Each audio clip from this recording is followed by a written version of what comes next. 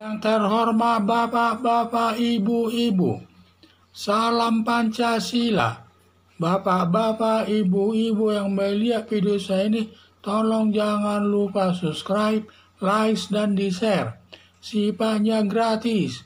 Pada hari Sabtu, tanggal 16 April tahun 2022, saya akan mengomentari Presiden Joko Widodo menyatakan hati-hati kepada hakim dalam menjatuhkan hukuman yang tidak adil.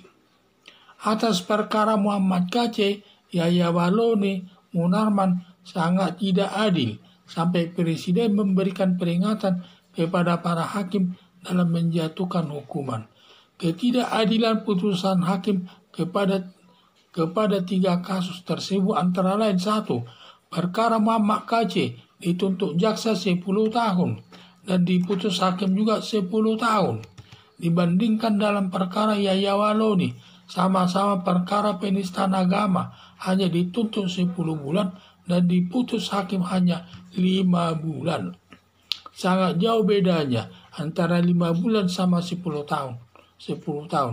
Demikian juga dalam perkara Munarman, masalah terorisme, hanya dituntut 10 tahun dan diputus hakim 3 tahun. Padahal ancaman hukumannya hukuman mati, seumur hidup, dan maksimal hukuman badan 20 tahun dari pendukung Munarman. Sehingga saya lihat masalah tersebut, padahal perkara Munarman ini masalah terorisme. Perbuatan terorisme sangat kejam dan sangat biadab dalam melakukan tindakan kepada masyarakat. Dan juga apalagi ancaman hukumannya sudah tinggi, hanya diputus hakim 3 tahun. Ini sangat tidak adil ini. Dan nanti karena ini jaksa mengajukan banding, mudah-mudahan nanti hakim pengadilan tinggi memperberat hukuman daripada Munarman tersebut. Demikian juga masalah Muhammad KC, dia juga ikut banding. Mudah-mudahan nanti hakim pengadilan tinggi merendahkan hukuman daripada Muhammad KC, jangan terlalu jauh dengan hukuman daripada Yahya Waloni tersebut.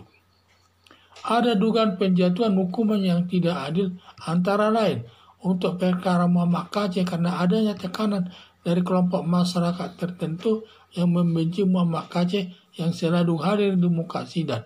Ditambah rasa-rasa kebencian dari hakim tersebut. Diduga ada desakan aparat negara tertentu agar dihukum dengan hukuman seberat-beratnya. Apalagi di polisi, Napoleon Bonaparte memukulinya sampai pingsan lebih dari 3 kali. Setelah pingsan dia dibawa berobat. Dan juga ini tindakannya ini sangat tidak baik juga, di mana Muhammad KC melakukan perbuatannya di Bali, tetapi diperiksa di Mabes Polri dan disidangkan di Ciamis. Hal ini kan sangat tidak adil sama sekali ini. Perlu mendapat perhatian Presiden Joko Widodo. Perkara Munarman dijatuhkan hukuman ringan, hanya 3 tahun. Ada dugaan, ada tekanan dari pendukung Munarman. Karena Munarman ini organisasi sering melakukan penggerudukan. Sehingga itulah mungkin yang dirasakan ditakuti hakim. Sehingga hakim takut terancam kehidupnya. Sebenarnya hakim dalam menjatuhkan hukuman tidak boleh terpengaruh atas tekanan baik yang datang dari lembaga negara maupun pendukung garis keras atau radikal. Sudah biasa aparat penegak hukum mendapat ancaman dan sudah risiko tugas sebagai aparat penegak hukum. Hakim dalam menjatuhkan hukuman harus dilandasi rasa keadilan. Kalau ada gangguan atau tekanan apapun, ada kepolisian yang menjaganya sebagai tugas utama polisi dalam menciptakan keamanan dan ketertiban di tengah-tengah masyarakat. Dan setiap ada nanti supaya hakim tersebut ditindak bagian pengawasan hakim. Dan juga para hakim yang menjatuhkan hukuman yang tidak adil tersebut agar diberi sanksi hukuman minimal dipindahkan ke daerah lain atau turun pangkat sebagai pembelajaran bagi hakim yang tidak adil tersebut. Harapan saya Hakim dalam setiap penjatuhan hukuman harus berdasarkan rasa keadilan, bukan berdasarkan rasa ketakutan atau berdasarkan rasa kebencian dan tekanan dari kelompok tertentu. Yaitu perlu diperhatikan hakim. Karena apapun hakim ini kan sebagai aparat penegak hukum ini, yaitu aparat penegak hukum di sini ada polisi, ada jaksa, ada hakim. Maka kalau menyelesaikan tugasnya sesuai dengan tugasnya, bidangnya, dia tidak boleh takut dari ancaman-ancaman yang datang dari keluarga daripada terdakwa tersebut. Semua harus dihadapi. Hal itu sudah terbiasa aparat penegak hukum selalu mendapat ancaman dari segi fisik atau mental lah ya.